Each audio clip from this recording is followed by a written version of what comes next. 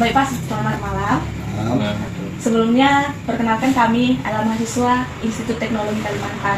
Jadi Pak, tujuan kami ke sini untuk mewawancarai Bapak tentang kampanye untuk menyelesaikan tugas keluarga negara kami. Apakah diperbolehkan Pak? boleh.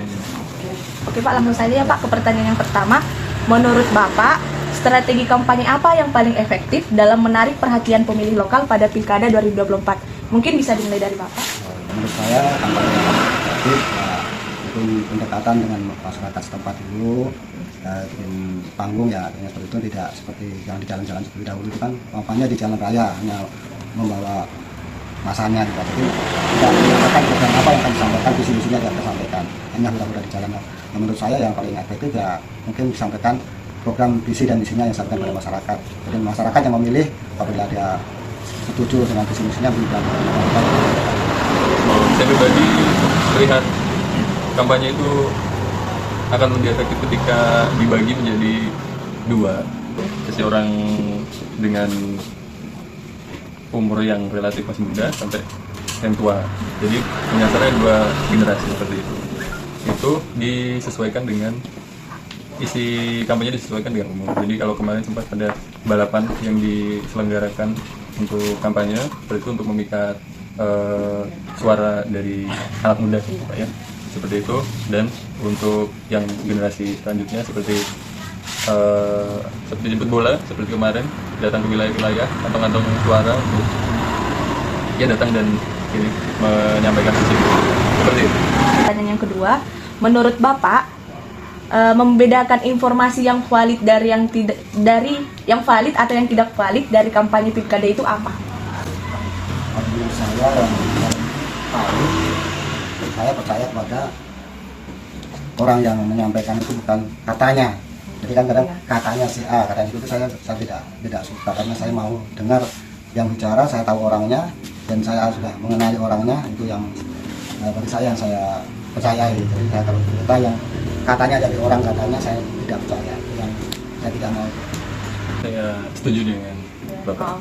Kalau seandainya visi-visi atau hal yang mau disampaikan ada baiknya disampaikan sendiri. Jadi kita bisa lebih percaya sama apa yang disampaikan. Tadi kan udah pertanyaan yang kedua, Pak, Mas, mungkin saya boleh mau nanya yang ketiga. Jadi kan biasanya calon pemimpinnya itu akan melaksanakan debat ya sebelum dipilih, atau mungkin mereka melakukan orasi kepada pendukungnya. Biasanya menurut Bapak dan Mas itu seberapa besar sih pengaruh perilaku tersebut, adanya debat dan orasi yang mereka lakukan terhadap para pemilih untuk memilih mereka?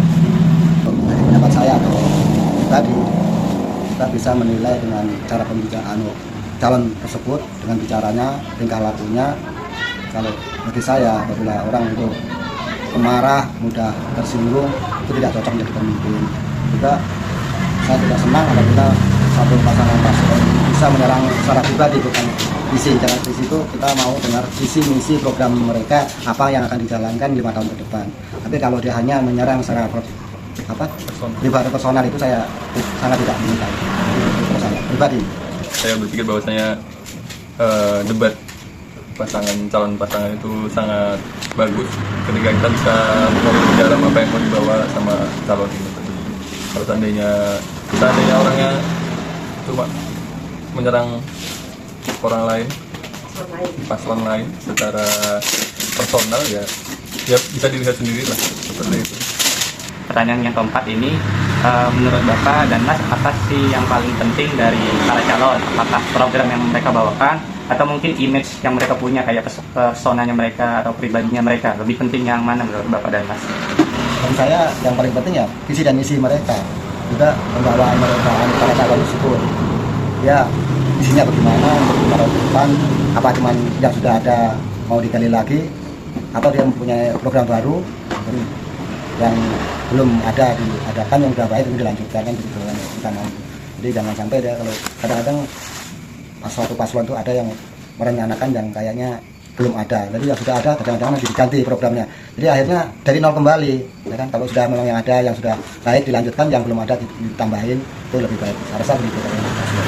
Kalau pikir untuk yang lebih baik adalah apa yang dia bawa, yaitu visi dan misinya. Kalau personalnya dalam artian ya memang personal branding harus dibangun, tapi tidak meninggalkan tentang visi dan misinya yang dibawa itu apa. Kalau tadi orang cuma pengen kelihatan baik, itu kan bisa dibikin gitu, ya. Tapi kalau visi dan misi, terus dia berbicara sendiri mungkin di dalam debat, itu kan menjadi suatu nilai positif. Jadi bisa ditagih atau mempertanggungjawabkan apa yang dia katakan di debat.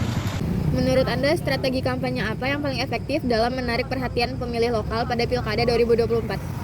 Bisa langsung terjun ke masyarakat langsung, gunakan media sosial untuk menyebarkan program kerja dan fokus pada masalah yang benar-benar dirasakan warga tersebut. Bagaimana Anda membedakan informasi yang valid dari yang tidak dalam kampanye Pilkada? Periksa dulu apakah informasi itu dari sumber resmi, terus kita bandingkan juga dengan fakta yang ada. Sama hati-hati juga dengan berita yang terlalu heboh, biasanya itu berupa hoax. Baik, selanjutnya, seberapa besar pengaruh debat publik atau diskusi langsung antara calon dalam membantu Anda menentukan pilihan?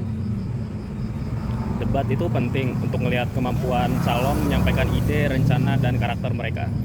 Menurut Anda, apakah kampanye sebaiknya lebih fokus pada program atau kepribadian calon? Apa alasan utamanya? Utamakan program kerja yang realistis, karena itu yang dibutuhkan masyarakat. Kepribadian itu cuma pendukung lah. Baik, selanjutnya, apa kesalahan umum yang sering dilakukan oleh calon atau tim kampanye dalam mendekati masyarakat dan bagaimana cara terbaik untuk menghindarinya? Mungkin dari janji yang terlalu muluk dan kurang mendengarkan masyarakat. Solusinya mungkin bisa jujur, realistis, dan dekat dengan warga.